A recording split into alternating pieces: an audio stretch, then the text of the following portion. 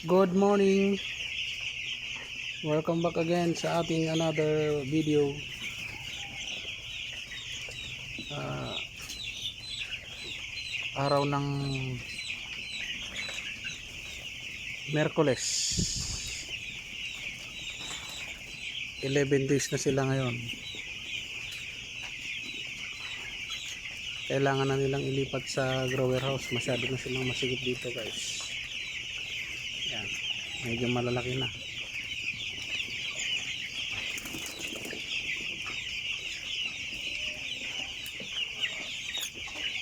Magmula dito sa boarding house, dito namin sila ililipat sa taas.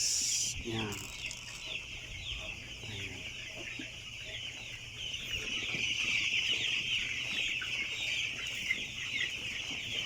Yes. So, sige po, yan lang po muna. Mamaya i-update ko kayo sa pagka nasa taas na sila lahat.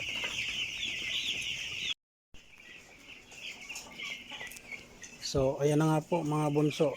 Ayan, nandito na sila ngayon sa kanilang grower house.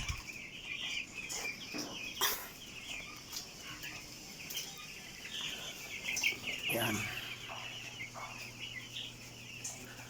Kakatapos lang namin maglipat.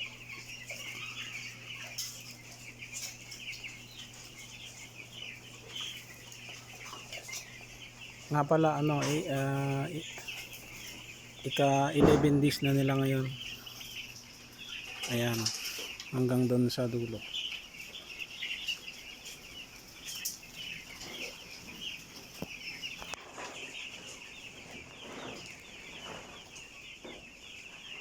Sorry nga pala, hindi tayo nakapag-upload noong ika 9 days at saka ika 10 days nila.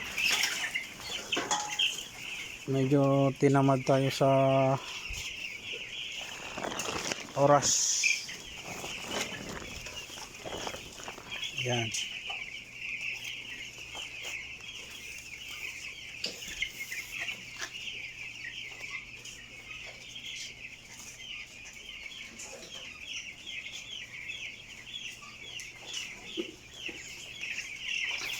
"11 days old." Ayan.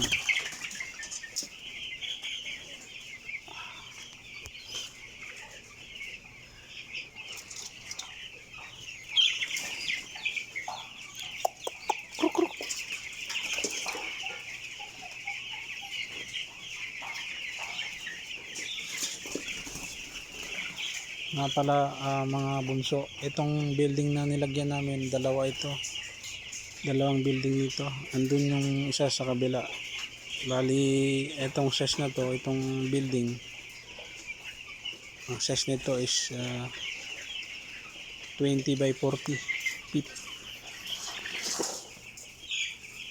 Bali, ito ngayon nandito nasa mga 1,250 nandirito ngayon.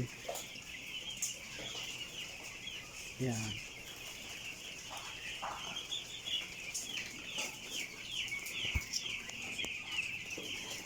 Ayan mga bunso, kung mapapansin nyo, ang lawag pa nila ngayon. Pag umabot na yan ng mga 20 to 25 days, halos hindi na sila magkasya dito. Kasi araw-araw halos ang laki nung pinagbabago ng laki nila. Yan, ang luwag pa nila dyan.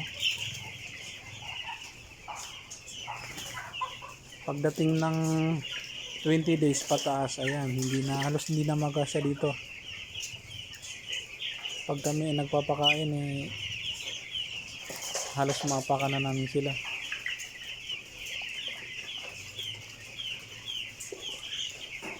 Yan.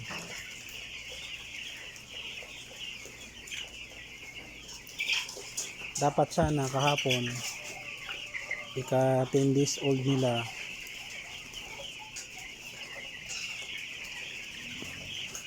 yun, dapat kahapon namin sila ipapanig dito sa taas.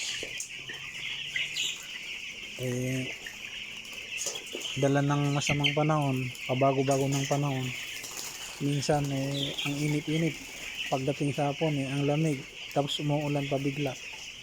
Kaya napagpasya namin na ngayon na lang sila ipanik dito sa grower house nila. Medyo magandang panahon naman ngayon. Ayan. May araw, kaya lang paminsan-minsan nawawala. Tapos ayun, meron na naman wet.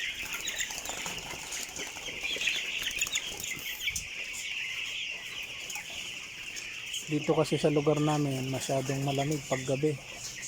Tapos pag araw naman, pag tirik yung araw, sobrang init.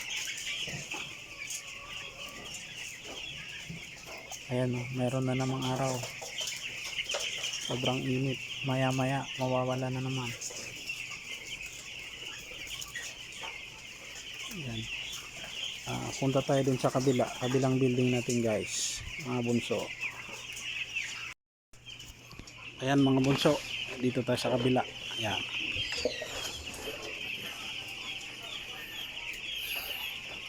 Ayan. Yung sukat nito ay ganun din dun sa kabila, 20 by 40.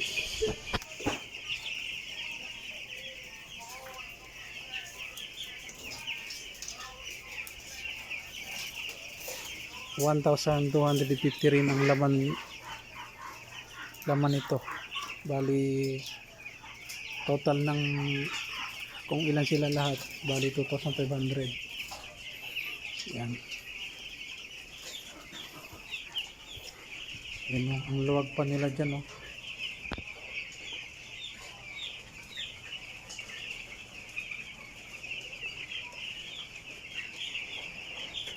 Tapos sa paglaki nila mapapansin nyo halos hindi na sila magkasya dito. I-upload din natin yun guys para may update din kayo hanggang harvest. Na pala nung nakaraan na namin, yung load namin nung nakaraan, 30 days lang kami. Hanggang 30 days lang yung manok namin, tapos sinarvest na namin. Medyo malalaki na rin kasi. Umabot na dun sa standard size na kinakailangan ng buyer.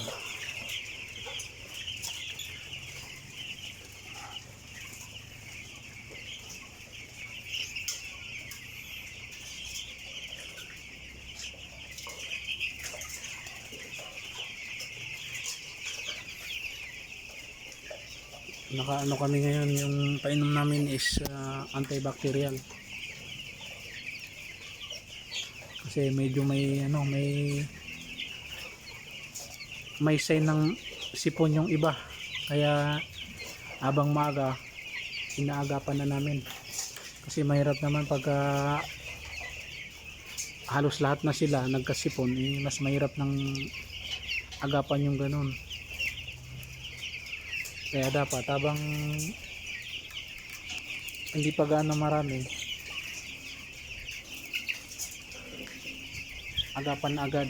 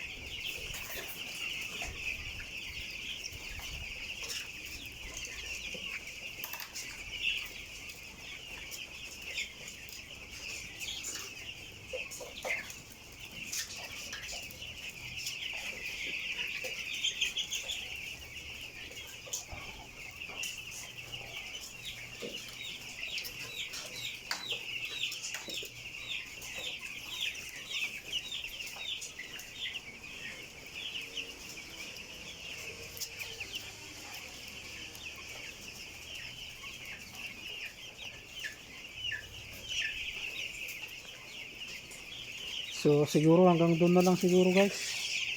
Sa susunod ulit na ano, update natin. Baka bukas o sa isang araw update ulit tayo ng ano, panibagong video. Kaya yung makakapanood nito na may balak na mag negosyo ng ganito, broiler farming, siguro pwede nyo panoodin to guys. At least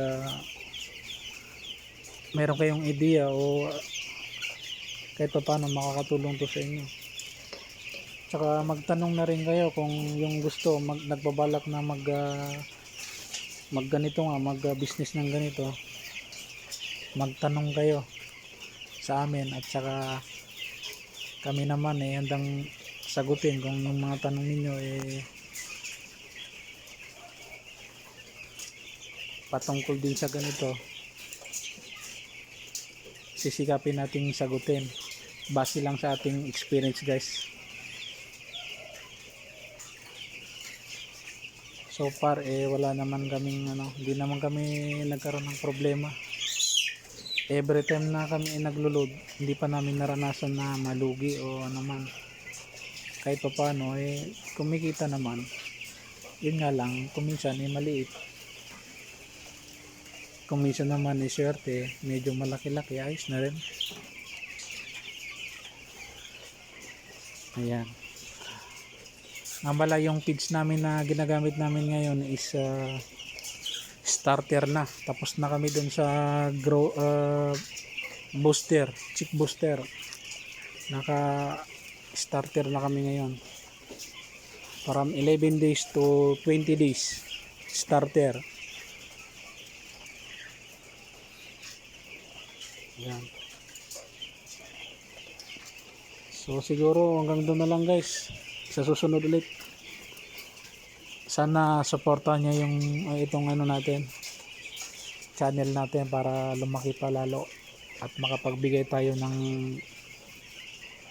idea, kaalaman patungkol sa pag-aalaga ng broiler farming, broiler. Yung experience namin pwede namin i-share sa inyo. Sige guys, salamat.